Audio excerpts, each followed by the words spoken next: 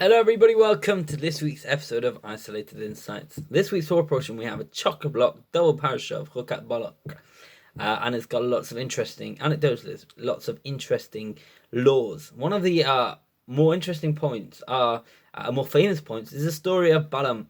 Balaam was the prophet, not of the good type, who God spoke to him quite often, apparently, and he had a mission. You see, the king of the region, Balak, wanted to curse the Jewish people. Balaam, he wanted quick money, he wanted fame, he wanted glory, and doing that popular thing of cursing the Jews at the time was a quick fix to that. So he was quite determined to go and do so. Now, God came to him and said, "You're not going to be successful, don't do it." And yet, he knew it was God because God spoke to him often. But he still decided in his head that he wanted to go, and he went on that journey. And he got stopped. The donkey wouldn't go, and the angel stopped the donkey, and the story kind of goes on. But you think, like, what is this man who literally gets told by God, direct, not to do something, yet he wants to do it? And I think it points to something really deep, really, because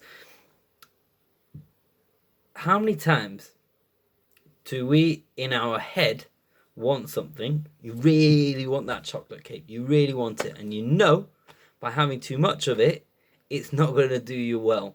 But yet, you keep going. All the time that I might have spent several hours in a run pressing next episode on Netflix when I know that I'm wasting time. I know that if I could have been doing things more constructive, but whatever it is, and I really know it. But then in my head, it's like, okay, go for it, go for it. So for me, it's pointing to something really, really deep here, and that is that, as we've mentioned before, we all, at the core of us, have this neshama, we have this soul, we have this, we are built b'tselem Elokim, in the image of God, and that godliness inside of us. That's where we know true wisdom, that's what people might call the gut feeling. You have that feeling which you know is true. You have that feeling which you know tells the truth. And but often we let our intellect guide us instead of that. So we might not be as bad as Balaam, but we're not, perhaps not so far off. And I think the lesson of this week, one of the lessons of this week's portion is our mind, our head, the intellect, it's pretty much like a computer. Whatever you feed it, whatever you want it to feed you, that's what will come. So if you want a reason to believe something, your head will feed you as many reasons as you need. If you want a reason not to do something, your head will feed you those reasons too, unless it's not something you really want. So I think the trick of the trade is here. You want to follow your true desire of the heart, the wisdom of the heart, the godliness inside of you that's telling you right or wrong, rather than the head. Because in essence, our head isn't so reliable. It's powerful, and if used in the right way, it could take you amazing places. But the bottom line is to rely on our intellect, to rely on our head as our guiding force. That's not going to do us great. And rather, when you look to see more, often we're so misguided from looking at the inner wisdom. Often it's a little bit more covered up.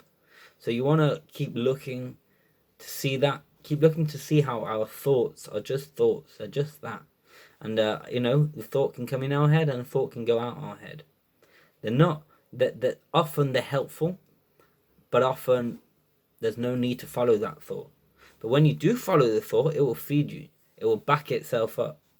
What you want to do instead is look to see who, from your inner core self, the truth, and from the wisdom that God has given all of us. And that will guide us to a much better place. Shabbat Shalom, everybody. Have a wonderful week. I'm looking forward to seeing you all, hopefully really soon.